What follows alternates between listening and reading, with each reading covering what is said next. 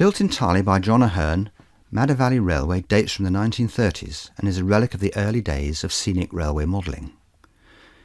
It was the first model railway where the railway was part of a complete scene, and it pioneered the idea of scenic craftsmanship and showed what could be done.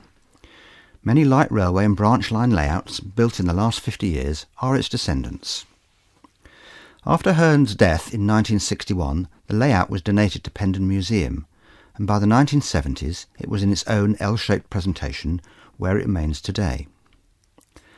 Ahern started building the model in 1937, at which time the railway element used three-rail track from Mirco, some of whose products, such as Built Easy card kits, are still available today. The layout installed at Pendon is the third iteration of Madder Valley, and Ahern started building it in 1947 after a house move. It contains many features carried over from the earlier versions.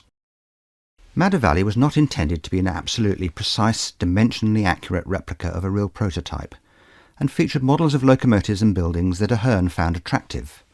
They originate from a variety of countries.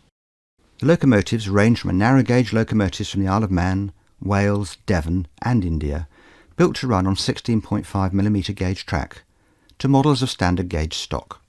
The buildings were based on buildings that had caught John Ahern's fancy. He said, "Most of my buildings are derived from something, but they are not exact copies." They include buildings from France, Poole, Watlington and North Wales. At Pendon, the Madder Valley Railway operates on 4 or 5 days each year. The elderly mechanisms limit its operation.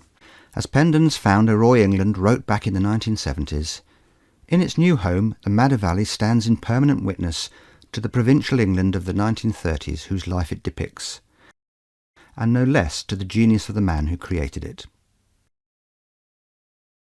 We hope you have enjoyed this short video. We have a lot more from Pendon to share with you. Click on the link below to access some of our hidden gems, and do subscribe to our YouTube channel, which we update regularly.